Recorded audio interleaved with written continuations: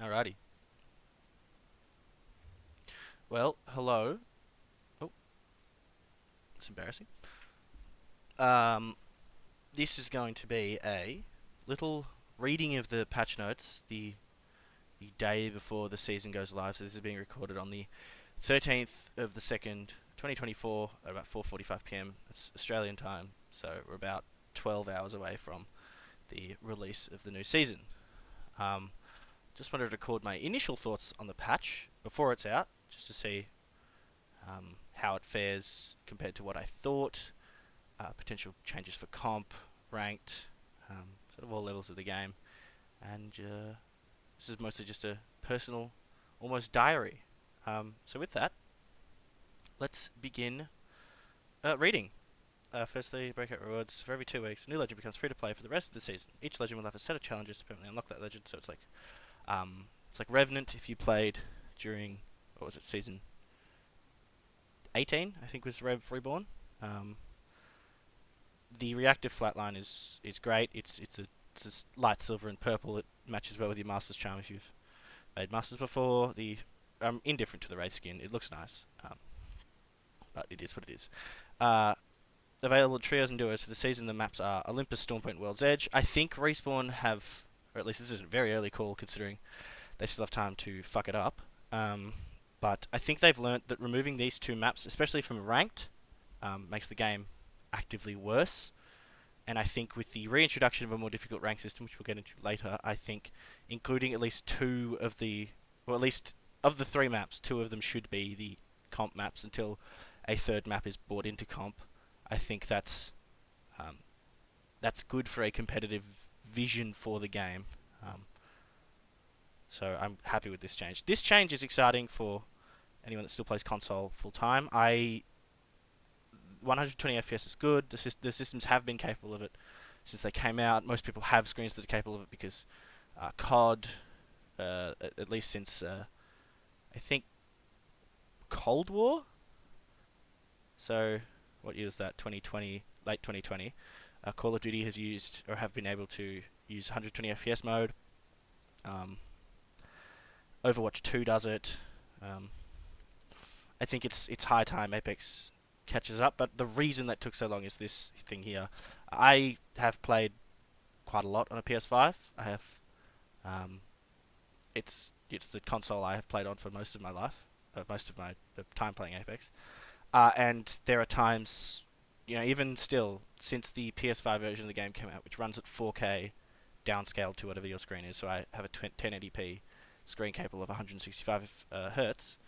The system had dropped to 43 FPS in a crypto alt or a bang smoke or a catwall. A catwall got my system down to 37 FPS on a brand new fucking PS5. Like, it was a bit ridiculous. So this took a while because Apex's engine is really bad and very old and probably shouldn't be used for BR. Alrighty, now we get to the actual stuff that's fun. Breakout brings a complete rework to crafting, streamlining the system. Welcome to Crafting 2.0. Now, I have been very vocal that I think up until its abuse in ranked somewhat recently, I say somewhat as if people weren't, crafting Moby Reses and farming KP when that was still a thing in ranked, that crafting was one of the changes that sort of has done the most positive good for Apex, alongside the introduction of Evo armors as standard, which is also being changed. So this season gives me feels of Season 6, the introduction of Rampart crafting, Evo shields to floor, the vault, etc. It reminds me of that. I'm very excited to see how this pans out. Replicators have quite a few changes, including a fancy new paint job. They're purple, which I think is very cool. They're free to use and no longer requiring crafting materials. We've removed them from crafting rotations. We've removed them and crafting rotations. When you open up the crafting menu, you'll see available options that have been reduced to shield, battery, medkit, ammo, and player banners. What I'm wondering, and I hope this is addressed later, is are player banners now standard across all classes, or are they only for support still? Because it doesn't really make a ton of sense to have one whole quarter of the crafting menu only available if you're running one of the 5 classes, which, there's 2 other classes you could be running if you're running one of each class, that is. So, I don't know. I'm not sure about this yet. Printing any item will exhaust the replicator specifically for you. You need to find another one if you want to use an item, so choose wisely. I like this. Crafting 17 bats and 4 medkits to play deep in zone was only a necessity because the loot pool was so inconsistent and bad. Um, you could leave places like Survey Camp or World's Edge or um, Epicenter. Any of the POIs that launched basically launched with the map or came out before the sort of season 6 changes at the very least. They are very much on the lower end of available higher tier loot spawns, and they're just less likely to spawn bats. So that made sense when the loot pool was more inconsistent, if that makes sense. And now that they're addressing the way the loot pool runs, so they're removing ground armors and putting all the guns back on floor and generally increasing the quality and quantity of loot. Uh, the change to crafting is welcomed. I worry that it won't be increased enough because Respawn has a habit. If you've seen the Colgin video, who I think is now um, Casual Gaming's coach slash analyst, he has a great YouTube channel and a great video on that YouTube channel where he goes over quirks in the smart loot system and for example, Mill's 4 pills in the middle. 2 of them aren't covered by the high tier loot circle, but 2 are. So it's only really worth going for the northern 2 because Respawn didn't adjust it. So I worry that the removal of being able to craft as many things as you would like, in theory, it is being offset by the increase in quality of loot. But I worry it won't. I worry that they'll miss something and it won't work as well. To offset the single-use system, the number of available replicators will be increased across the board. Every game will start with 12 replicators spawn at the start of the match, with an additional replicator edge at the start of round 4 to add some late-game opportunities. We're also introducing a few quality-of-life changes for crafting. Decreased interaction time with replicators. Inventory can now be accessed from the crafting menu. Printed items left alone will auto-eject from the replicator after some time. Those are all great changes. Those all could have been done without nuking the entire system, but I'm glad they're at least showing up now-ish. Big Mord. I like this change. All more weapons are basically free, but they take some time to dispense. Loba can steal a second gun. You can only get one unless you're Loba. Increased variety of weapon to choose from, but gold-kitted weapons are no longer offered at Big Mord. Great. Wonderful. Mord is a stupid POI. It's a stupid POI that breaks comp balance on World's Edge. It effectively belonged to the Lava City team because it's in direct LOS of their POI, and they're basically touching. And then when Lava City was changed to stacks and got somehow even better, they had access to Mord. They had stacks. They usually got Geyser because who the fuck is landing Geyser? And they got 1, potentially 2 vaults if you count the Geyser vault and the sort of the vault between stacks and Lava Siphon. And the chance of a vault key spawning was ridiculously high. So people would just walk out of there with the best loot possible on the map. I'm glad Mord is getting nerfed. I've never really liked that POI in terms of actual balance. I think it's a fun sort of thing for pubs and ranked, but I think in comp it's never really made sense, and I'm glad it's finally getting kicked in the shins. Legend upgrades. Now, this system is where the real fun begins. This is where the real fun starts. So what I might do is bust out the Notes app. What? Notes. Jesus. That's my SKSE from when I was modding Skyrim. It's lit. Alrighty. So I'm gonna be writing down comps that I like over there. You can't see it, but I'll bring it onto the screen in a bit. First, Ash. Her level 2 upgrade options. So when she goes from white to blue shield. I was going to pop in and ask you if you were winning, but I'm getting the full expert breakdown of the patch notes instead. Well, yes, that is what I'm trying to do, because I'm recording this as almost a personal diary of what I think the patch notes will make the gameplay like versus what they will in a week's time from now. So when Ash goes from level 1 to level 2, so white to blue shield, she gets to pick between, it's one of the two. She gets to pick between Murder Machine, which I think Rev also has access to, call out the number of squads within 150 meters after a squad wipe, and 1 minute to live, using passive tracks in any position on the map for 60 seconds. Now,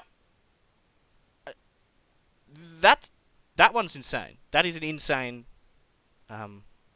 upgrade to Ash, who's been in desperate fucking need of a buff of some kind. Basically since the release, she's never really been competitively viable. She was used as a Wraith alternative when Stormpoint first entered the meta because there's more height differential on Stormpoint and Wraith couldn't take it. But she was only really used before the game became more focused on utility. And her kit has never really been up to snuff. You know, it's a 75 meter portal when Wraith can do a 300 meter portal. Horizon can take your entire team with her Q and you can shoot while doing it, and Valk can cross the entire map. Doesn't really make much sense to play Ashe at all. Being able to track a enemy's position on the map for 60 seconds is insane.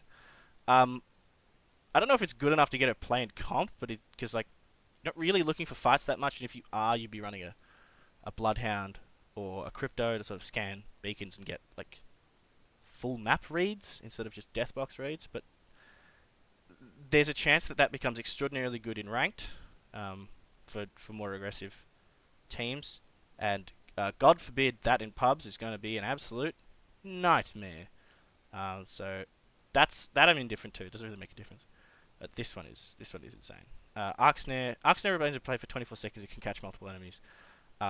This one sucks. Gain initial Arc Snare charge. Doesn't really make a difference because her snare is so bad. Having two of them doesn't really make a difference.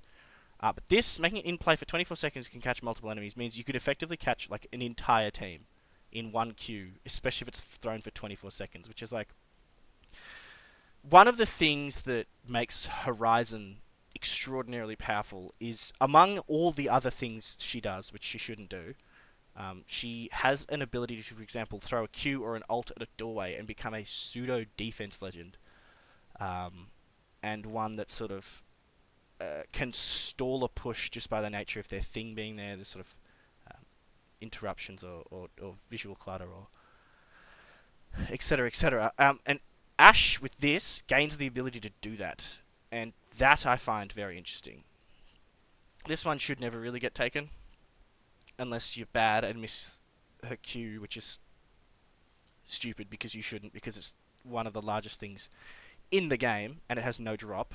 So you can just send them like across the map and wait 30 seconds and they'll eventually land, which I do. On KC, I do that all the time. I sit on top of 82, the diving boards, and just throw them at people because it's funny. Also, 24 seconds. I don't know how long in the actual snare is, like how long it actually holds someone, but if it snares for the full 24 seconds, she's about to become better than Horizon at that specific job, especially if you can catch multiple enemies, but she won't suck people onto it, so it's like, eh.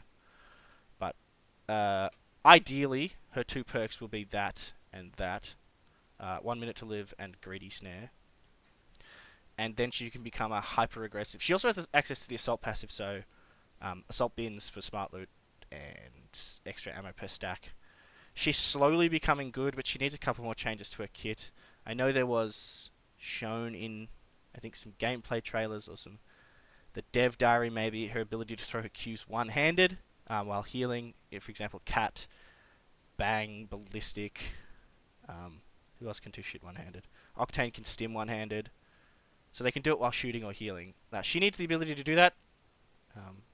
I don't care if they think it'll be too powerful. She deserves to be powerful. In a world where Horizon exists, Ashe deserves a little more power. I don't know if this pushes into a meta, but Apex Legends tier list. That's what I'm going to do for next season. Can I make one? I probably should have done... Oh! Please tell me this says everyone. Season 8? Living in the past! Give me a season 19. Give me a season 19.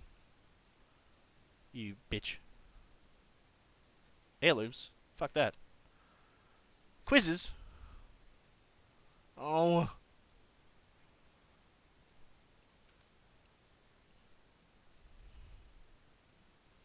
Well, no legend has been added since season 18, so this works.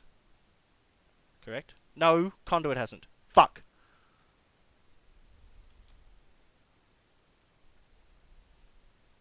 I probably should have organised this before, but I'm too lazy. Alrighty. So, this is a tier list that says, this is basically a tier list for fully kitted, both perks, red armor, full kit, endgame, or endgame-ish, round 2 to 3. I think Ashe will be a solid B tier, because she does not offer the same tomfoolery that Horizon does, and of... What the fuck was that? Ah, that's my Twitch notifications. Jesus Christ, that is loud. That's actually scared the piss out of me. Jesus fuck. Actually just shit myself everywhere. I think she'll be a nice snug little B tier. Um, Alrighty, Ballistic. See relevant ammo types and death boxes. Why? What? Reveal most valuable item in a care package. That's subjective as fuck. If I'm in zone 4 and I'm gonna die and I walk up to a care pack, the most valuable thing in that is a heat shield. But if I'm like stanced up, middle of zone with 3 white armors, the most valuable thing in a care pack is an armor. And if I'm fucking triple red armor, all my perks, all my guns, the most valuable thing in a care pack is a gun. That's completely subjective, and I have no idea how they're going to quantify that. So both these are bad. Both of these level 2 upgrades are bad, and that sucks because Ballistic is bad, and he deserves more power. This one makes no goddamn sense, and I'll tell you why.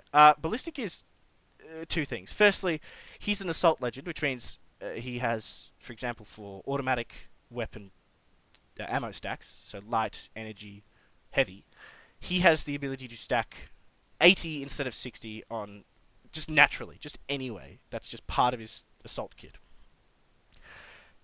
He also, in his personal kit, when you pop Tempest, his ult, he has infinite ammo for 30 seconds plus time on knocks. So theoretically, you get all 3 kills in a team, you've got 45 seconds to a minute of infinite ammo. So why in God's green earth does a character that can bring extra ammo and has access to an ability that gives him infinite ammo need to see ammo in death boxes? That is stupid. That is just dumb. He's the last character in the game that needs access to that. That is really dumb. I hate this. I hate this, and it's uncreative and it's bad, and this is impossible to quantify. Now, these ones are fun. If I had to pick which of the 2, I'm picking Extra Bullet, because the ability to take 2 people out of a fight and either stop them from shooting or make them tank a little bit of damage if they are going to shoot is more powerful than a bullet sitting on someone that they will undoubtedly shoot through and tank the damage for anyway. So Extra Bullet and I assume Care Package Insight are the 2 to run for Ballistic. And it sucks because I like this character. I think he's a really good zone character. I think he's fun. I think he's exciting. I think he's like... I don't know, I just think he's a well-designed character. I also think his voice lines are fun. But these perks suck, and it sucks because Ballistic himself already sucks real hard. And I like him, so I'm putting him in D tier. And he should be down here, like, unplayably shit. Because this is counting for end game sort of potential, or like your ability to win a game or get 30 kills. Ballistic does not grow in power in any relevant sense between the dropping and end game fighting, and that's really dumb because he's already bad. Alright, Bangalore. Big Bang, see nearby ordnance through walls and on death boxes. Useful. Nades win games. Nades, Arc Stars and Frags are 2 of the most powerful single pieces of utility in the game. Ultimate cooldown. Reduces her ultimate cooldown by 60 seconds. Now, I think her ult's cooldown off the top of my head is 4.5 minutes, which brings it down to 3.5 minutes, which brings it in line with Gibby's ult. That is more useful, just having more bang ults. Bang ults start a fight if you want them to. They create an opening. They cover so much ground. They stun. They obscure vision. They kick up dust when they go off. They could down someone. They don't always have a spot to hide in them where you're safe, so they can just stop a push. They can stall someone else's fight. It's one of the best single abilities in the game, and its ability to either win you a fight, start a fight, or stop you from losing a fight is incredibly powerful, and being able to do that more times per game is just bastard. Both these are actually really good. When solo queuing, like in ranked, if you're solo queuing, this is unironically really useful. But this is one of the dumbest things I've ever seen them put in the game, and that makes her... where are you? Oh, S tier. And it's kind of not even close. The ability to regen HP inside smokes, especially with the removal of digi, so you're being off SMGs, so you're getting sprayed through smoke less. It does something to Bangalore where I actually think that gives her too much power in smokes. I've always thought she should be a sort of pseudo squid, where she shoots a smoke at the floor or at an enemy and sprints using double time when shot at. Moves around quickly. This turns her into a pseudo caustic where you can just hold space and take effectively less damage. Couple that with a conduit, and she can just pot around at full health without getting shot through smokes. I would be extraordinarily surprised if this isn't one of the first perks changed in the entire game. That should be addressed. I don't like that. I think it's way too powerful, especially considering it's up against ping people that shoot at you when you can see their bullets anyway. Like, that's dumb. But this is stupid, and that makes her just an S tier legend. So, S, great. Fuse. Big Bang. See nearby ordnance through walls and death boxes. This is infinitely better on him than it is on Bangalore. Fuse can stack 2 grenades per slot instead of just the 1, which means your ability to run around with 14 arc stars is only more greatly enhanced with this. However, it is up against if you've seen Niceweek's gameplay footage of the perks next season, this is ridiculous. That is really dumb. It's dumb. I say dumb. It's incredibly fun, and it's really interesting. It means that Fuse can effectively use his ult like Conduit does, where she can stall out a push. But Fuse can actually just tank through it. I wonder if this applies to enemy motherloads as well, because that means Fuse slowly becomes like a catalyst or a caustic, where the only counter to them is them running another one of them because they're immune to their own stuff. Now, this I actually don't think is that useful. When I first saw it, I thought it was interesting. This Reckless one. Stop highlighting the whole page. Reckless, I thought it was interesting. You could just Q or throw a grenade at someone and slide through it. But it's only 25% less. It's only a quarter less. It takes a nade from 100 to 75 damage. So it's a full purple. And then it goes to just a full blue. Like, it's not that good a change. But this is dumb. Short speed boost on successful knuckle cluster hit. Fuse has always been he's by design, he's a glass cannon. His ability to put down just ridiculous amounts of damage at range has been defining of that character, and his inability to move is what has kept him balanced. It's what has kept him in line. It's what kept him from being a complete degenerate character. And I think, like, when you're rotating now, you just pop a Q on someone and just sprint, and I think that's stupid. So I actually think this is going to be mega hot take.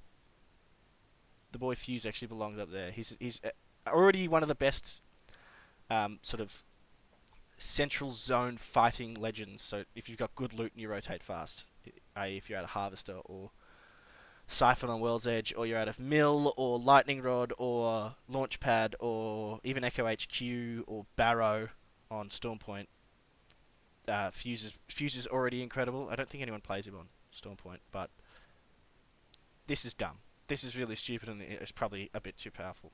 Now, Margaret. Mad Maggie is one of, if not my very favourite character designs of the entire game. I think she's a perfect character. She's the peak of balance, and she's one of the most balanced, well-designed, fun characters in the entire game. She's perfectly circular in her game design. She has a stun that you have to actually hit. She has a personal scan that firstly doesn't highlight for your team, and secondly rewards you for better Q use. She's got a weapon-based passive that is fun and doesn't funnel you into only using it. She's just a great character. She's a perfectly fun character. This is the funniest thing I've ever seen, especially considering the actual changes coming to her. Her ball bounces once, and then goes off when it explodes a second time, if that makes sense. And this just makes it so you can hit both. You can stun 2 members of a team and start burning one. So it just makes her ridiculous. Auto reload shotguns on knock would be useful, except for the advent of the gold shotty bolt, which auto reloads when you slide.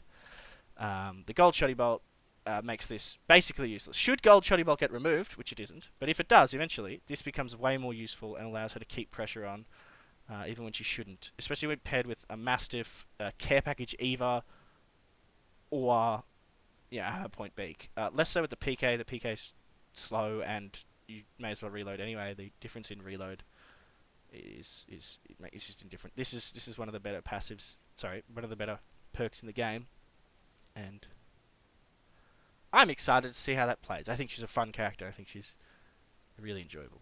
Big Drill increase the depth and width of tactical by 50%. It doesn't work half the time anyway. Even if you have depth and width, the game bugs out and will not drill. So this is a complete trap until drill actually works properly. Until it's all ironed out, this is a complete trap. So you should only really be using Drill Slinger, which is you gain additional charge, reduce active duration by 25%, which effectively gives you 1.5 drill uptime. So this is the one. Her drill, if it's reduced by 25, goes to about 85, 90 damage per drill, which means you can kill someone on a blue armor if you hit every hit of 2 drills, but it's not looking good. Her drill is never meant to kill someone anyway.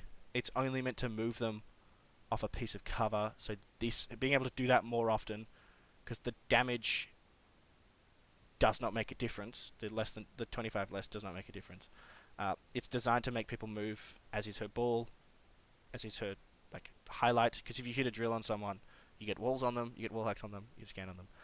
So this is really good, and she's going to become more and more powerful the more closed off her map is. So on World's Edge, she's like S tier, and on Stormpoint, she's like B, maybe C tier, because you have so many ways into building. So I have to average that out and put her in. I want to put her in A, B, but I'm putting her in A just because I like her a lot and she's fun. And fuck you, that's why. So that's one of the class sets done. So next up, this bitch who's ruining the game, still does, and I hope she dies. I hope she falls down a hole and never finds her son, and I hope she dies.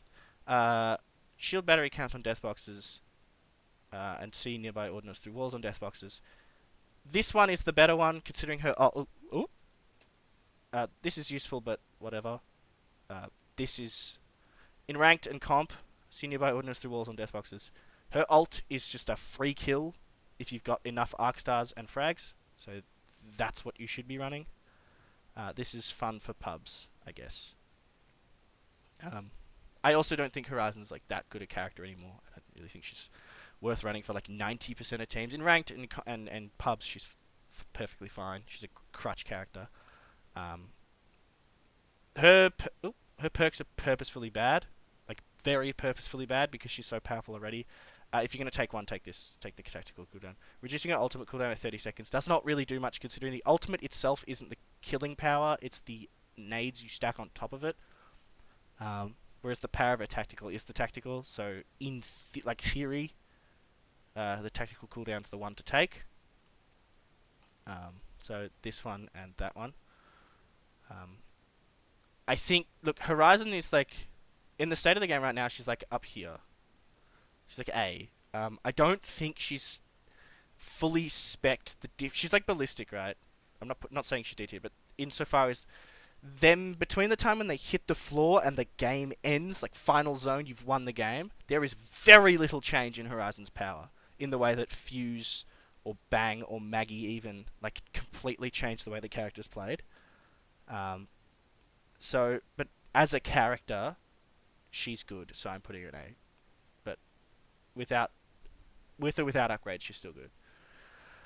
Octane, who cares?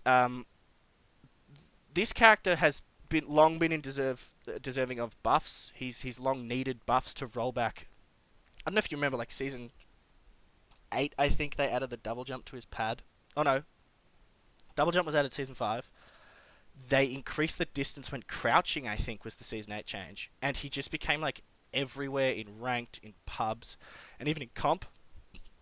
Remember Hal and Sweet were running him and winning all the time. And the issue wasn't that his pad had great distance, because he always should have, or the speed he got from stimming, or the fact he could heal himself. The only issue with that character, always, was the lack of audio on his pad. And it took them until Season 11, until Stormpoint's release, to actually fix that. And in the time between, they tried to nerf everything from the amount of damage he takes when he stims, to lowering his health regen, to slightly shortening pad distance. And I completely disagree with the way they handled Octane. I think he's now underpowered but fun and easy to play. So everyone just still plays him in pubs. This is fun but not useful. This is the one that matters, because stimming yourself on the way into a fight lowers your health by whatever the number is now. Being able to move at speeds to get hit less and take less damage from doing that is now a even better trade.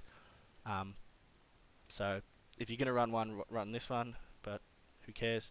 Airborne agility. It's like tap strafing, but not. It's also completely useless if you're on PC because you can already do it. Mad hops, gain an extra launchpad charge. Now this makes him really good. Unironically, you can just cross like the entirety of Zone 3 with 2 pads. It's ridiculous. So that's the one to pick there. Look, Octane is fine. He certainly is one of the characters that's in the game. He certainly is one of the characters of all time, and as such, he will be placed in. He's slightly more useful than Ballistic, but you know, whatever. Now Pathfinder's an interesting one because they put him in Skirmisher, and took away his access to what at the time were ring consoles, so seeing where the next ring went. But giving that back to him, along with the changes to the way his cooldown works, which are covered in the patch notes later, either one of these are actually really useful. It actually depends where zone is, where you are, how late you are. If zone is, for example, if you land Trials, Skyhook West, Skywest Trials, and the zone is pulling, it looks like it could go Survey, it could go Sky East, take this one. Play center zone, wait for the ring console to pop, and see what's going on. If you're playing hard edge, if you land Skywest Trials and it's pulling Overlook, it's pulling Stacks Maud, it's pulling Launch Site, take this one. Play Survey Beacons, the man scans, and just trawl for people on edge, and sort of make it so he becomes more aggressive. I really like the ability to pick that. It basically respecs the character from being zone to being edge, along with slightly reducing his cooldown on his ult to help you traverse faster. I think there's both really fun, and there's no clear winner. The clear winner here depends on where you are and where zone is. Grapple, cooldown, reset on knock. That's fun. That's basically useless. Zipline's already so fast that people barely hit you while you're on them, like realistically, unless it's a really bad zipline, in which case it's your fault. This is interesting because you can grapple in, get a knock, and then grapple back out, or grapple in, get a knock, and then like play for another knock and then grapple out, and you just gain this incredibly aggressive edge that makes him like pseudo Revenant, but with way more team ability. So that's the one to pick there. Oop. So I'm actually going to put Pathfinder in B tier. He's about as useful as Ash. I'd actually argue he's more useful, but that's neither here nor there. Alrighty. Murder Machine. Revenant. Call that number of squads within 150 meters. Ash has access to the same thing. Tactical cooldown. Reduces tactical cooldown by 5 seconds. Now, his ult already does that. His ult already reduces his tactical cooldown. I think it halves it. So, I'm not really sure how useful 5 seconds is going to be, especially considering every time you're in a fight as Revenant, you should be in ult, like, realistically.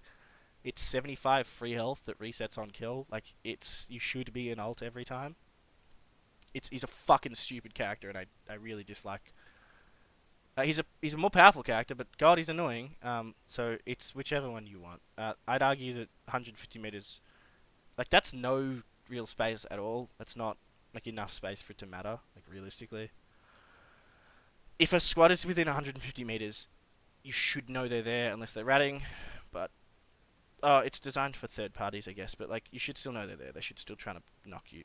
So I guess that's useful in ranked on like KC or fucking Broken Moon. But on more open maps like Stormpoint, Olympus, or even World's Edge, this is not useful. So go for that one, I guess. Tack cooldown reduction, but come on now, like they're both not great. Total Shadow Pounce charge time reduced by 20, and Shadow cooldown resets on knock. I thought his ult already did this, but it actually just halves the cooldown, so it feels like it does that. But this means you can do that without his ult. So again, you shouldn't really be fighting without his ult.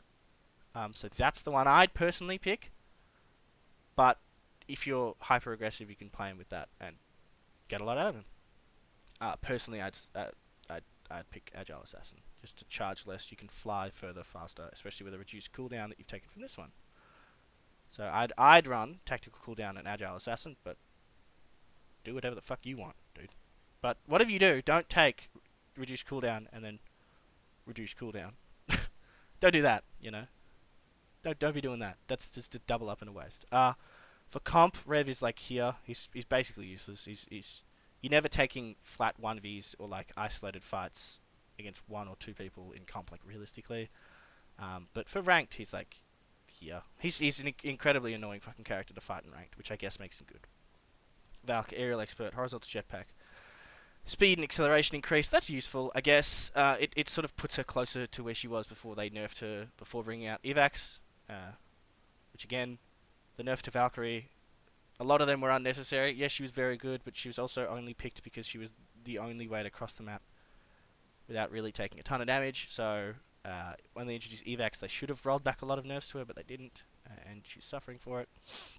This puts this. I think the maths on this makes her ult slightly worse than what it used to be, but a lot better than evacs. So that's probably the more useful one, considering horizontal jetpack speed is only useful if you're playing like mad aggressive, which you can on Valk, but you should be using other characters to do that, to take off angles. But we'll see how it feels in game. I'm not sure, because increased doesn't tell me anything. Increased could mean it's like literally instantaneous, or it could mean it's like 0.1 of an increase. That's boring, and I can't see that without playing. I can't actually tell. So I'd pick afterburners just to get higher, because if you're playing Valk, you're rotating fast and playing for not having evacs, which is all Valk is used for now. She plays for zone teams, so that's the one. Full coverage, widen missile swarm pattern to 4x from 4x3 to 3x5. It's already gigantic. Increased jetpack fuel. This is the one you should be using, getting higher, because that means you can play with a sniper and sit in really dumb spots you shouldn't be able to. And this effectively offsets this one, because if you can get there with more fuel and do more things, horizontal speed and acceleration doesn't matter. This one's useless. The depth of her the depth of her Q is half the power of it. The width doesn't matter. No one's playing in a straight line across one another. You should not really be looking to hit an entire team with it, so that's useless. So Valk, I'm gonna place for zone teams. Like Valk is like literally S tier. She's one of the best characters in the game if you're playing hard zone. But for most other people, she's pretty fucking useless. So I'm putting her here. They're all rotation legends. How funny. But I guess that's because there's so many options for rotations nowadays. Wraith doesn't really matter. Reduce tactical cooldown by 5 seconds. Who gives a shit? Reduce tactical wind up by 20 seconds. This effectively gives her an insta Q. Not quite, but this is interesting. If you played, this is a really niche reference. If you played DMZ on Warzone 2, there was a voice line over the radio whenever an actual player was nearby you instead of an AI. It said something about like hostility increasing nearby or something, right? This reminds me of that, and that I think means when you're sprinting across the map and you know there's a team ratting and there's another team coming in. I wonder if it ticks when it goes from 0 teams nearby to 1. Also, what does nearby mean? Does that mean 150 meters? Does that mean 300 meters? What does nearby mean? That's interesting.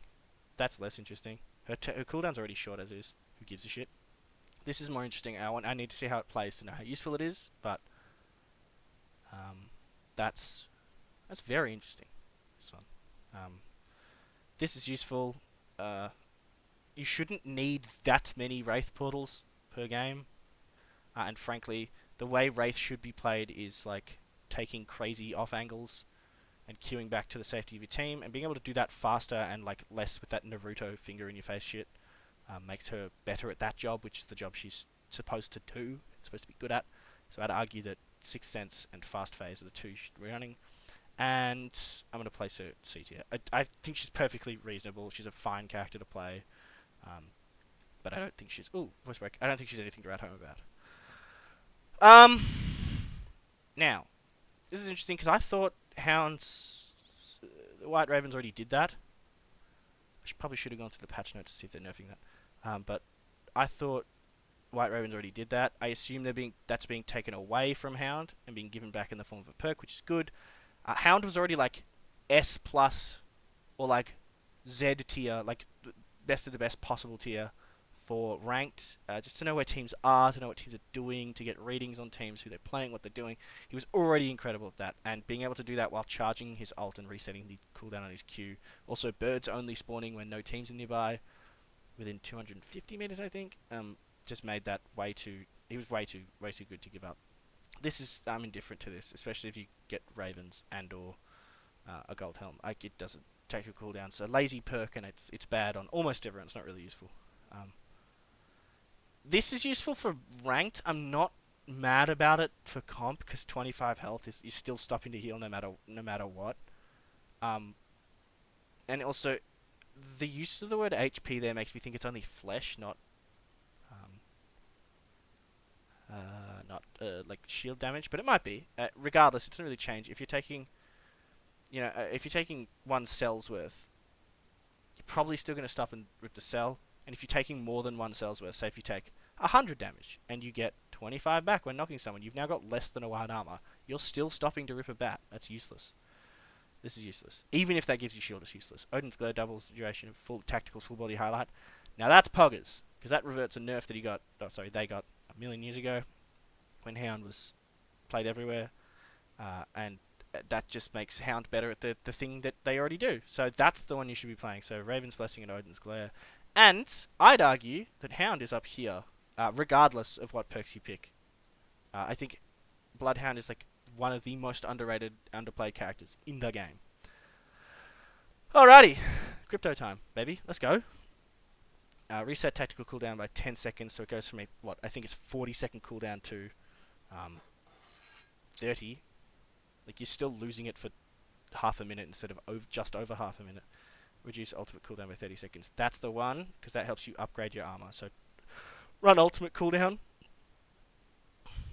What the fuck does the plus mean, though? Is that just a typo? Is that an Easter egg? What's going on? What's happening? Run ultimate cooldown. Get more damage off. Upgrade your shield faster. That's the one. Run this one every time. Neuralink and EMP range. Here's the thing. This is the first time I'm going to say this. Both of these are very, very good, and both of these make crypto better. If you're playing Edge in ranked, this is the one. If you're playing Edge in ranked, like, that's just flat out the one. That's the one you should be playing. You get more information faster, which makes crypto better at a job. Network expansion, Neuralink, so that's the scan, and EMP by 25. I think that mathematically, if it's in a sphere, it makes it an expansion of the sphere of damage by 53.65 or 53.25%. If you include up, down, left, right, the radius of the circle. This is extraordinarily good and allows you to hit more people the closer they are together. So if teams are stacked on top of each other in Lava City, there's a team per floor. You can hit all of them. You can get fucking white to red if you hit 50 damage each. So that's the one to run if you're playing crypto as you should be played, which is center of zone. That's the gas. And with that, I'm going to say crypto's good, but I don't think he's like great. He gets more powerful the more the game goes on, but I think that power is like, if you're looking for damage, play Fuse.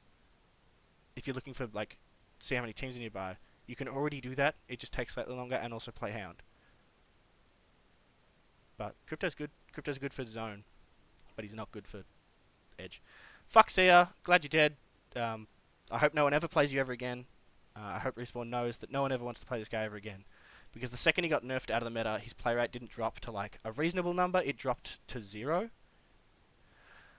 I love this because his passive... Sorry, all of his upgrades are just reverting nerfs that they gave to him before they actually nerfed what mattered about his kit.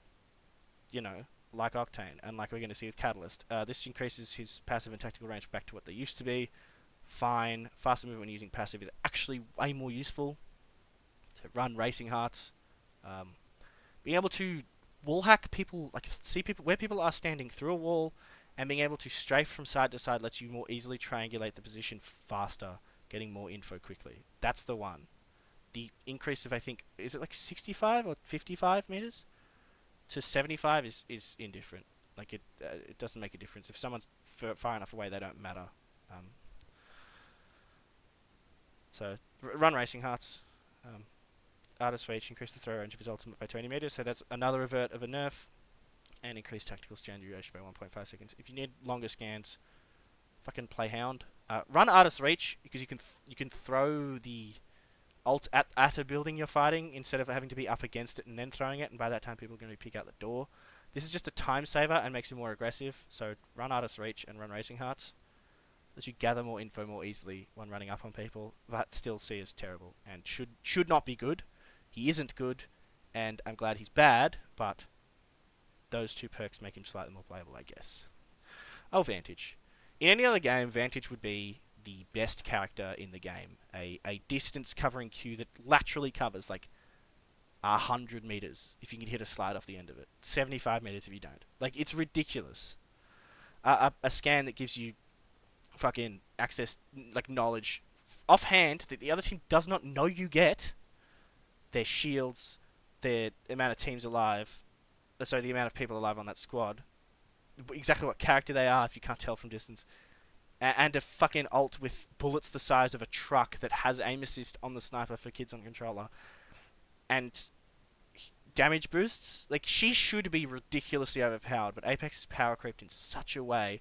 If she'd come out at launch, she would have been one of the best characters, if not the best character in the game, and now she's bad.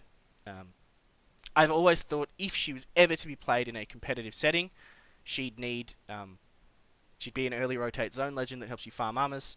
If you're going to do that, play Fuse, firstly. Don't play Vantage, but this is leaning harder into that. But you're going to be playing Caustic, Catalyst, or Watson, or even Rampart, but you should not be running Vantage and Rampart to double increase damage because they don't stack properly. So I guess this is useful if you're not running a defense legend, but you should be running a defense legend, because why wouldn't you if you're playing zone? That's kind of the point. So yeah, that makes sense. I guess you can run Vantage, Conduit, and Bang, but like, why would you do that? Ultimate Reload, Ultimate Accelerant gain plus 2 bullets. I liked it. I actually really like that. I mean, she can just stack ult cells and just continually fire bullets down range. If her ult did more than just a damage boost, it'd be useful.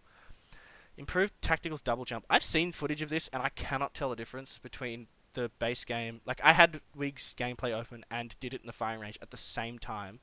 So I had the live patch currently and the footage of the next patch, and I cannot tell you the difference. So not only is this one useless, even if it worked, it'd be useless, but I can't tell the difference anyway. This is the fun one. Refresh tactical hits with ultimate means you can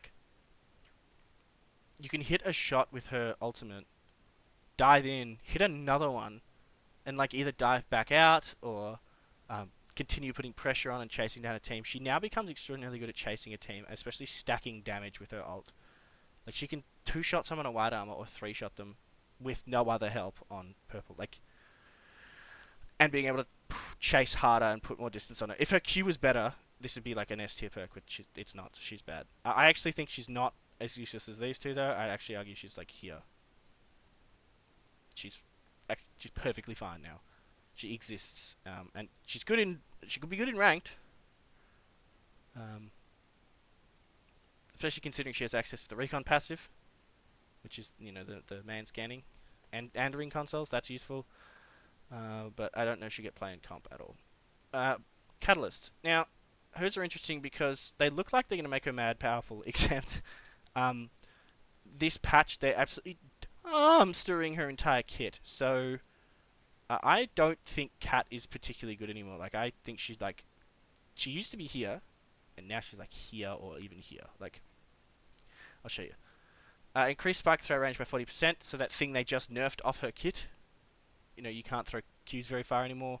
And increase the number of active spikes by 1, so from 2 to 3. But in the patch at the start of this season, they took her available Qs from 3 to 2. So both of these are just reverting nerfs that they did at start of season 19. And these ones are her season 20 nerfs. Increase the length of the ultimate. It's being shortened, being halved.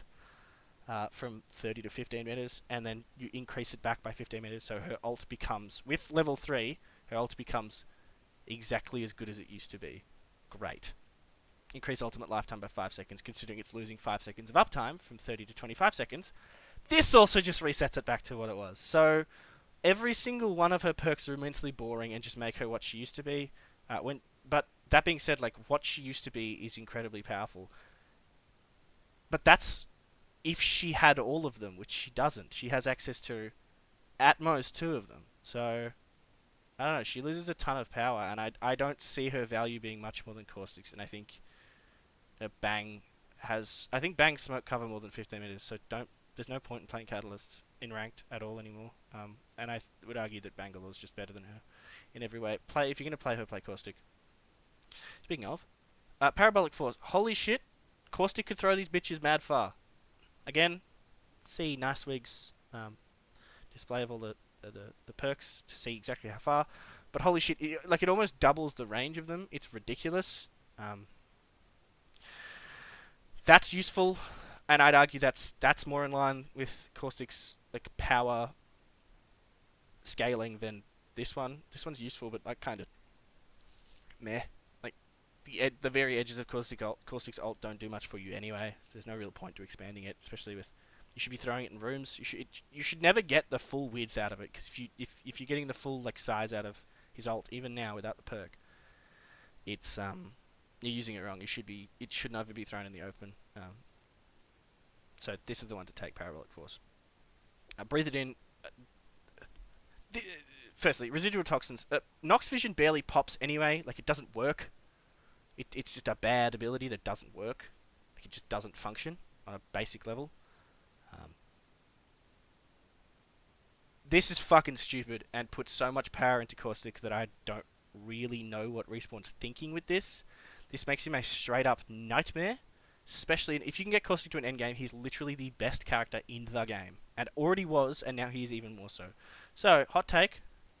That's my dog right there. That's my fucking boy.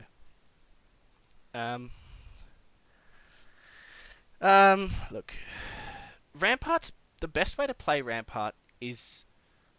There's two things. Firstly, you rotate quickly and play spots no one else can. And secondly, you play her alongside Loba. So, extra ammo per stack on a character that you can just grab infinite ammo off their ult, completely useless, so who gives a shit. Ultimate cooldown reduced by 30 seconds. You should never really be using all of her ult anyway. You should be putting it away and starting the cooldown before it's done. So, both of these are useless. I'd argue that the ultimate cooldown's better, considering Sheila should be a free kill. But, yeah. Reload faster with Sheila or when behind amp cover. If that's like reload regular weapons, that looks like that's what it says. Reload, for example, a fucking SMG or R3, standing behind ant covers, so put out more damage, and then put out more damage again because you're reloading faster. That's gas. Improved Sheila handling and spin up time by 20%. I wonder what that actually feels like. 20% of nothing. Like if she moves at 80% base speed, adding 20 to that is fucking. So adding 20% of 80 to that is like 10. My bad maths is showing. It'd move her back to like where she was or where she should have been, moving at 100% speed. So that's. I wonder what that plays like. And the spin up time's interesting, but you get the laser on it anyway, so it doesn't really matter. Like people could see the laser, so I'd argue that this is the better one. So she's doing shield as a secondary ability to her walls, not the primary. So I think Rampart's a good zone character. I think her perks don't change how useful she is. I would put her like B-, C+, but I can't. So I'm gonna put her above Catalyst because I hate Catalyst and I hate not being able to see. Watson. Holy shit, these perks are weird. Pylon intercepts spawn arc stars at its base. Enemy attacks only. 1.5 cooldown between spawns. Arc stars must be picked up before more than 5 can be spawned. This is ridiculously useful, but it also only works... Like, you shouldn't be eating enough nades. Like, you should not be eating more than 5 arc stars with her ult. Like, her ult is supposed to tell people not to use util on you, not actually eat util. So this relies on your enemy being stupid. So I think that's good, but it depends on how fucking smart your enemies are. I think this would be really good for the first 2 weeks of the season, and then become infinitely more useful once people realize you just can't keep throwing shit at it. But if that works for like Bang ults, Gibby ults, Horizon ults, Conduit ult, other throwables, like random shit being thrown at it, fucking fuse knuckle clusters because it eats each little explosion as well. This becomes better and better and better. So I think like this is useful, but she shouldn't be reviving. She should be putting out like damage. She should be, because she's small. She should be peeking um, off wherever you're playing. So falling stars are the one to run of these two. Place up to 2 pylons with half the shield regen capacity and use ult accelerants twice as fast. Sounded more useful than it was. Isn't. Maybe if paired to the 2 pylons paired with this one. Maybe. There's an argument you could play 2 separate pieces of cover, but what's the Celestial in between the two to place them? So I'd argue that HP and shield regen. You get 250 health off her ult currently. I think 250. I'm doubling that to 500, or if it's 200, doubling it to 400.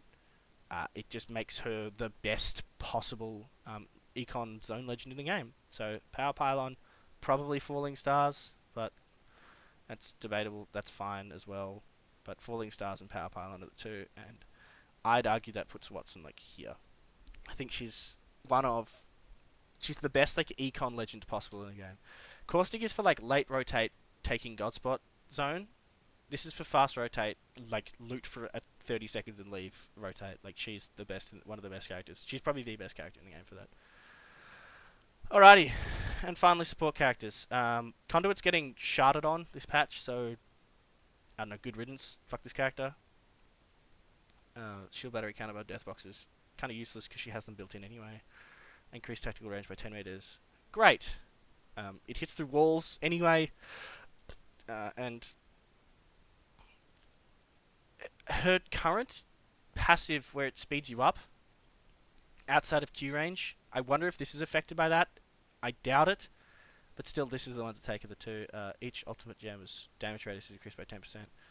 Gain tactical charge would have half the shield regeneration. That means you give, instead of giving your one teammate a full purple, you can give both your teammates a white. So that's split charge, the one to take pretty much every time.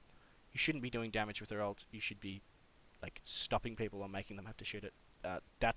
This makes her ridiculously powerful. And I think that moves Conduit to about here. Here actually, she's good, but she's not. She's losing a lot of power in the rest of the patch, which we can see. We'll edit the tier list as we read the patch notes. Both of these are really useful. I'd argue that auto reload shotties on Nox is way more useful on Gibby than it is on Maggie, because Gibby doesn't slide as much because he stays ADS'd a lot more, less mobile, less sliding, less like gold shotty bolt reloads. But Allies Revive for 50 HP is good, but it doesn't really do much. Especially if you happen to get a gold knock, this becomes fucking useless. So I'd argue that that's the one to go for, especially because he should be running a peak arrow mastiff, like a high damage. He should be the one actually getting knocks with shotties. So this baby bubble,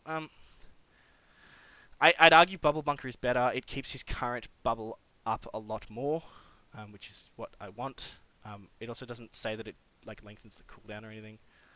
Baby bubble, I have played so much Gibraltar that I know the shape like by heart, so having to relearn it for half the game or less doesn't seem like it's worth much, especially considering it's only a 25% reduction in cooldown and also 25% reduction in size.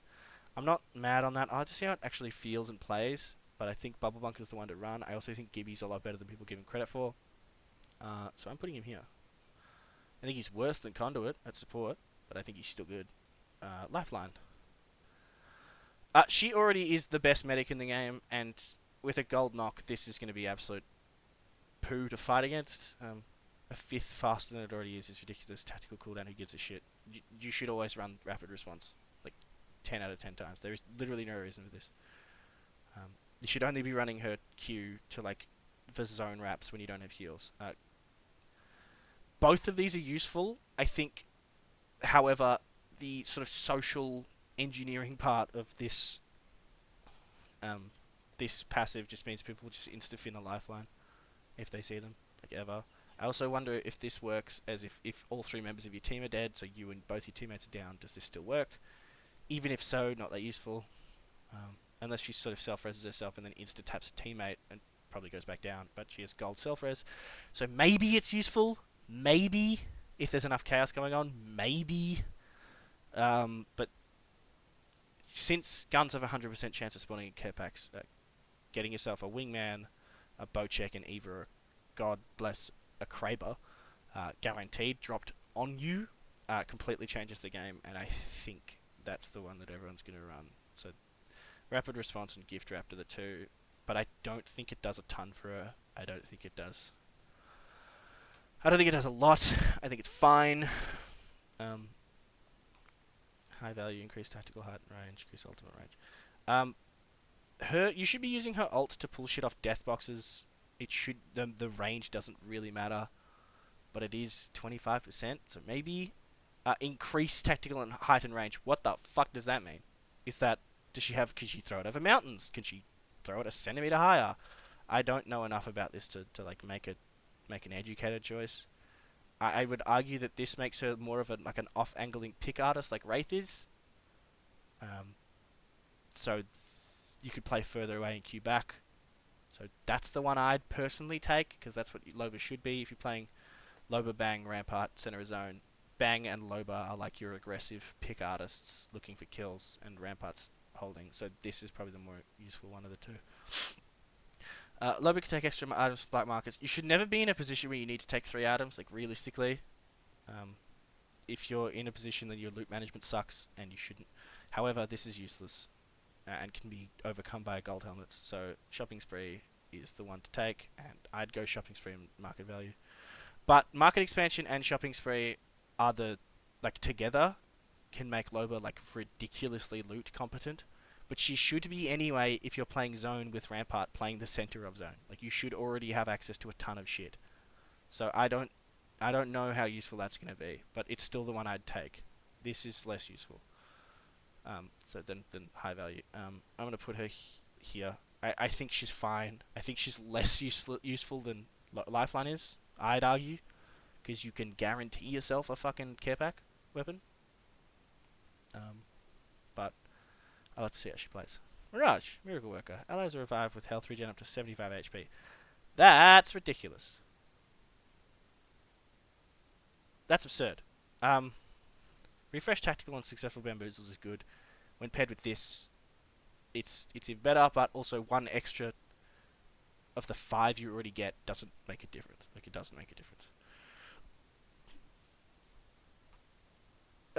This is useful to be funny with, to run alongside both, or run them both ahead of you, but Refresh and Miracle Worker those are just incredible.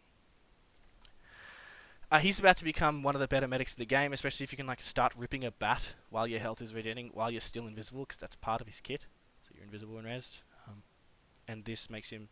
If his scan, if his reveal, if his bamboozle icon was a scan, he would be the best scan character in the game, bar none.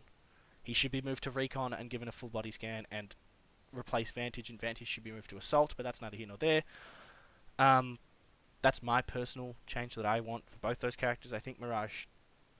Removing the invisibility on res is good for the game. I don't like invisibility. It also just makes it harder for people with worse vision. It's not a fun balancing mechanic. It's kind of just a bit cheese that doesn't work. It can also be counteracted by certain display driver settings or certain screen settings, so invisibility's whatever. But I pick that and then pick that, and just play him as a medic that constantly bamboozles people. Mirage is still useless. Until he gets a full body scan and is put in Recon, he's completely useless. If you could send a Mirage bamboozle through a cat wall and get a full body scan on someone and immediately get it back, he would force Catalyst out of the meta overnight. On God, Mirage would do that. But because Respawn are afraid of full body scans, they won't give it to him, despite the fact that he needs one. Always has. Mobile shield speed to weapon sprint speed. That's actually quite useful.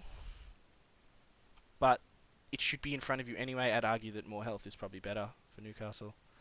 Allies revive with health regen up to 75 HP. Castle wall HP. 110% stronghold. That should make his stronghold infinite, by the way. Stronghold, it should be active and stunning for as long as the wall is up. But yeah, Stronghold and Thick Shield are the two you should run for Newcastle. I still don't think Newcastle's incredible, but I think he's like about as good as Gibby. So that, as of the end of that's considering, you've played a full game, you've got all your perks, you've got the guns you want, you've got the armor you want, you're heading to end game, you're looking for fights. That's what I'd say is the character selection layout spread for the game. I'd argue Vantage could be down here, but I think she's up here simply because of the attack refreshing on hit. So I'm just going to zoom in a little bit so I can use that as a thumbnail for the video.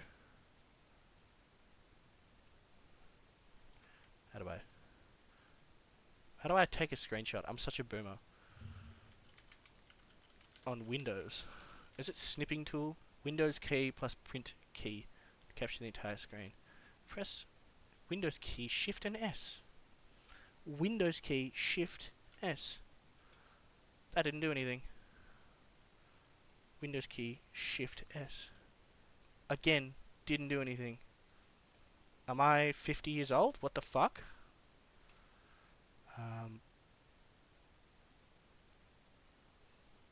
Alright, well, I'm having a boom moment, and that's okay.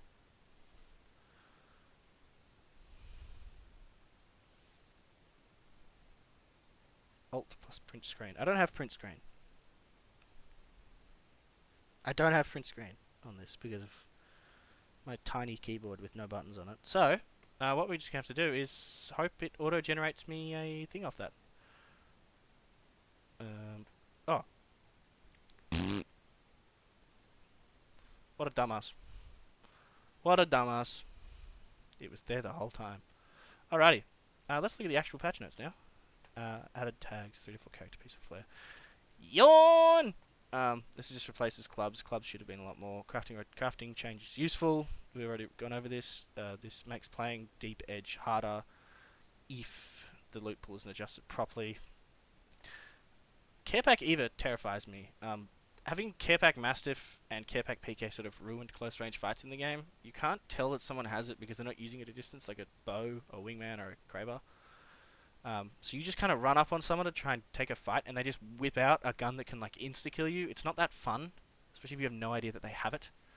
But the introduction of being able to read care packs with Skirmisher Legends in the class rework this time last year makes this less of a problem, and the Eva doesn't do as much burst damage as the Mastiff or the PK did, so whatever. Prowler returns to floor, great.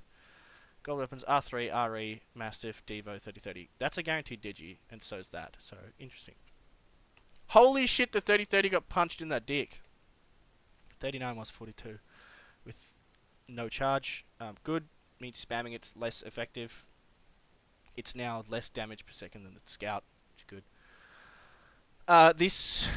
Look, I've always thought this dual loader change that it got made it way more powerful than it needed to be. I think it should have been... give the Mastiff an extra shot and give it dual shell, sure, but not the 30-30. It does too much damage too quickly, or it did. And reducing the amount of bullets it has to fire means this removal is actually less impactful than it would have been. And so is this. This means absolutely nothing. This is just a nothing change. It's still a 2x Skull Piercer headshot multiplier. Like, I got 140 by it through an AWOL yesterday. Like, I got Kraber body shot when I got hit through a Rampart wall bite with a 30-30 yesterday. Like, it's still fucking stupid. It's still really dumb. And I'd argue that losing Skull Piercer is a better nerf to it. But that's neither here nor there. Marks per stop reload speed bonus normalized to match other sniper weapons. I assume that means it's getting slowed down, which is like, why was it ever faster? It's because they kept overbuffing it because people kept using the Scout. But why was it ever faster? That's ridiculous. Reloading 3 shells in a row now increases reload speed. Great. So it just means emptying the entire thing and reloading it is now the way to play instead of constantly like refilling 1 or 2 and fire it off. Like, what you could do, especially when it's hip, because it's hip fire is, I think, still incredible. You just like fire shots of it in an in-game. You could just dual shell reload and put 2 shells and you got 4 shots, which is definitely enough to kill someone from the hip. This means like it's less reliable as a secondary, but if you need to use it at range and reload all your shells, sure. Damage reduced to 6. What? It gets nerfed. Recoil reduced to better match the much faster fire rate. These are all nothing changes. The Eva's it now fires as fast as when it was on the floor. Hammer points. Look, I'm not. I don't know how good this is gonna be. I think it'll be good, but I don't know if it's gonna be like Wingman in care pack good. That's useful though, especially with Maggie. That is ridiculous. Um, that's really good actually with Maggie. Not. It's not gonna beat the Wingman or the Kraber or even the Bocek in terms of care pack usefulness, but it certainly is one of the things in the care pack. Praise the Lord. The Hemlock is getting nerfed. Damage used to 20 was 21, so it's now doing the same damage it was before it went into the care pack when nobody used it. Hipfire spread increased. Good. Its hipfire wasn't changed because it was in the pack when all the ARs lost hipfire accuracy.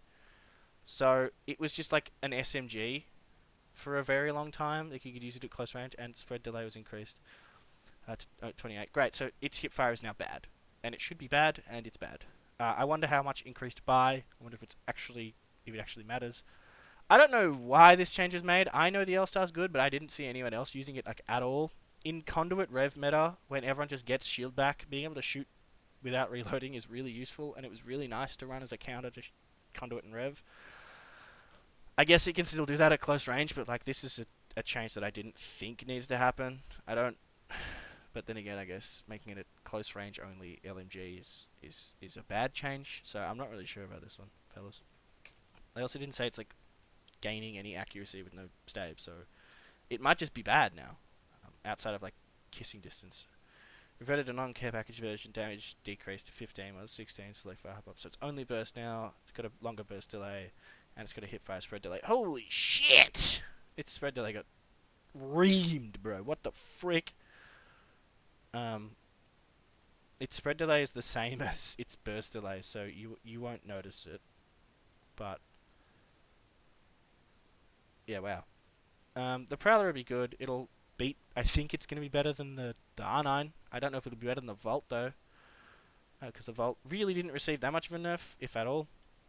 R9 ADS vertical and horizontal recoil increased. Yay! The R9 shoots too fast and does too much damage for the game's servers to handle properly, and should never be as powerful as it is. It should be a high burst weapon, but not like it should not be able to just one clip you out of your socks. And making it harder to do that is better for the game. Hipfire spread reduced. This isn't a problem with the R3, but now that the Hemlock and Nemesis aren't the be-all and end-all, the R3 is fine again. This doesn't make a difference, really. Like, this doesn't matter, the SMG ballistics. I don't know why the Prowler's unchanged. It's a weird note. Yay! Digital threats can no longer be equipped on Digis.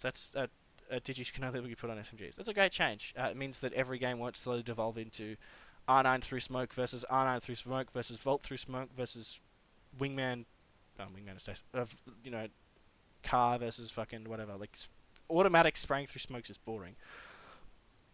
And if you're going to do that, you should either run ballistic and run a re and sling, or run a re and pray to God you find a hammer point. Otherwise, like, spraying through smoke is a boring meta to watch. It's a fucking boring meta to play. So I'm glad that this is gone, but I also just think remove Digis entirely from the game. They have no place in this game. Not with the amount of visual clutter that's in it, and considering they don't work through most visual clutter, it just makes them inconsistent and chance-based, and that's boring. This is good. It means 4-3 linear, close range tomfoolery, just hit firing people with like a linear point with like 0.4x sensitivity from the hip is like less overpowered. Like, they're getting dumpstered. Like, purple laser sight is no longer like a laser beam. Like, this is a big change. This takes a lot of available. These two changes, the digital.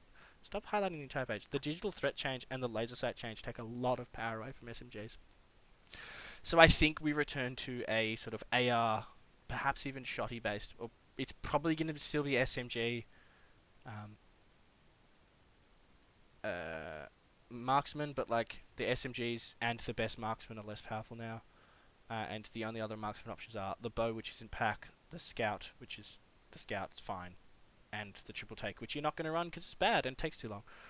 But this also, hear me out, inadvertent buff for the car, because the car doesn't take laser sights, so it's now completely unaffected by this change. So the car remains as good as it was, which was perfectly fine middle of the pack SMG, while the others get nerfed around it, which means it's like, it might be second best probably third best SMG. I think that's a good change. Uh, Heavy Rig Legends, great, whatever. This doesn't make a difference. This is just how it feels to play them, which doesn't make a difference at all. Sling weapons now have all wide attachments equipped. This is crazy. You land, you con a team, you get a fucking Mastiff or a PK or oh, not an Eva, but like the Mastiff with no bolt versus the Mastiff with a white bolt is like an F tier weapon to like a C tier weapon. So this is quite the change, and I don't think people realize how good he's going to be for conning. This is a great change. So I'm actually Tempest effect radius has been increased to 90 meters. You used to have to like stand next to basically kissing your fucking teammates on the cheek to get them to get the Tempest speed boost and infinite ammo.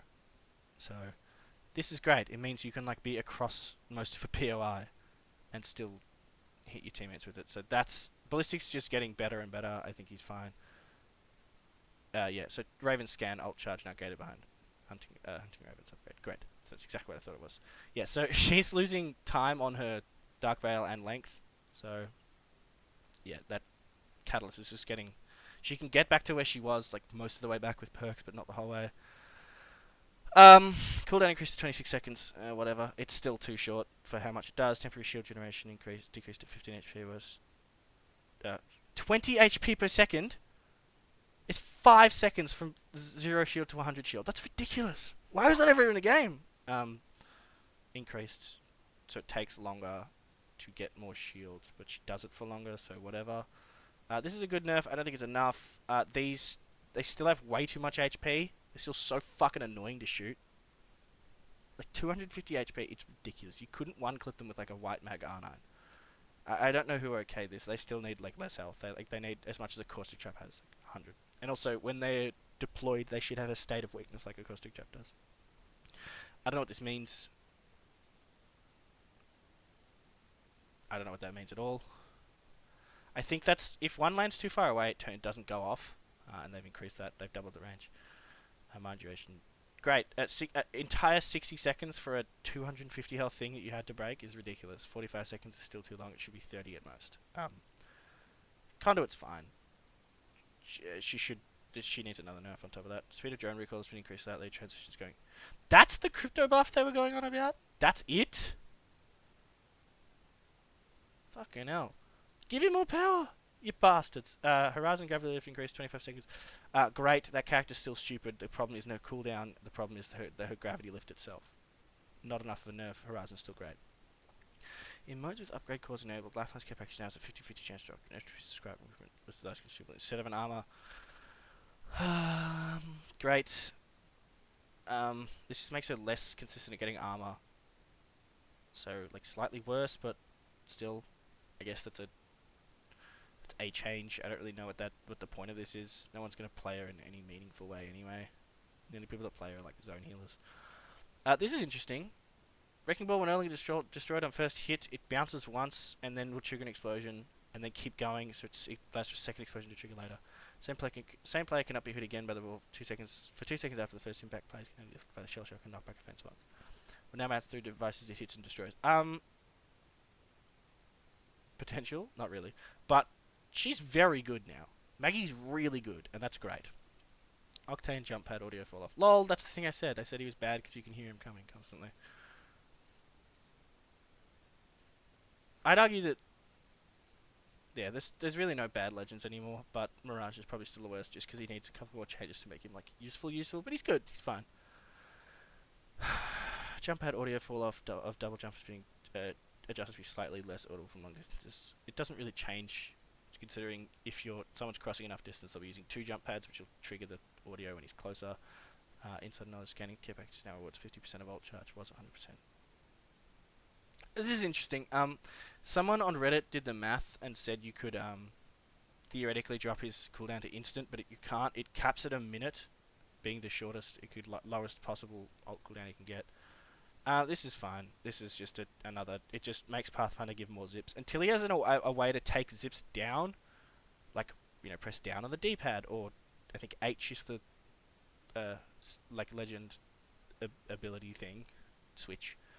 Until he has the ability to do that, he's not going to be like particularly useful because you can just horizon queue to most places you can get a zip, like vertically or laterally. You should just be running, like, you should be evacing. So, whatever. Until he has an ability to take them down, none of this matters for Pathfinder. You'll still be fine.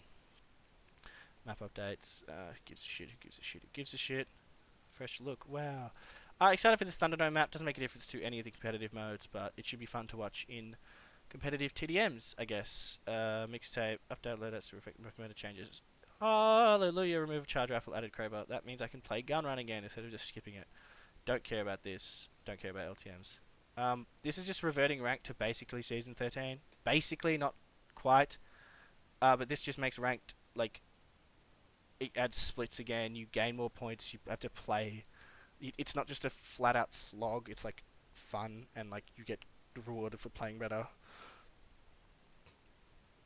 So great. Especially if you're, like, good. You can get 5 max chase going 5th place or better. You play less and get more quality games. This is exactly what the game should have always been, instead of encouraging people to play for 24 hours straight. Especially with these previous systems. And I'm of the opinion that whoever does ranked at Respawn, effectively rolling ranked back to Season 13 after 7 seasons, so nearly 2 full years, should probably be fired. What a waste of time and money. And all that to just roll back to a system that's already been proven to work. You should probably be fired. Promo trials were an absolute failure. That only made the game worse for solo queuers and didn't do anything to punish zone exploiters or people that ratted the entire time. To Masters, especially because there was a bug where you could just bypass them, you just dashboard. Player rankings being turned invisible was an admission of failure from Respawn. That's all that was. Don't confuse that with anything else. It was an admission that their matchmaking system doesn't work. That's all it was. Because if you were in gold and you died to a pred, you'd fucking lose your mind. Because what kind of rank system does that? That being turned back on is a show of positivity that Respawn believe their system will work again. Prov matches being removed is fine. They only existed to get people closer to their rank at the start of the season. These two things being changed are the ones that fill me with hope. Cranking the amount of RP required is good. Great. Splits are returning, great. Updated bonuses. That's a great bonus because it means people that should be higher than where they are killing pred teams in Plat or pred teams in Diamond get rewarded for it. So it means you can catch up faster if you're better, or whatever, instead of matchmaking based on MMR. This win streak thing is great too because it rewards playing properly. Ranked is good. Ranked will be good again, I hope. God willing. And finally, world system extended supply bins now give smart gear. Is this extended supply bins? Is that like red ones or blue ones or all of them? Or is there like another one being introduced? I don't fucking know. Or is it just both types? Increase likelihood of getting mid-kits over syringes. Great. These are all great changes. They just increase the general quality of loot. Especially based on smart gear, it's now useful, good, better. It's now better loot that you're going to use. That's a great change. And this is good. Fuck Lifeline Zone Healers for ruining ranked. But also, it's on Respawn for not doing anything to fix it until, like, just outright killing them. Storm Sickness is a way to do it, which is basically what they've done. But I'm glad that that's finally been addressed. So, and with that, what else? Is there anything particularly useful in here?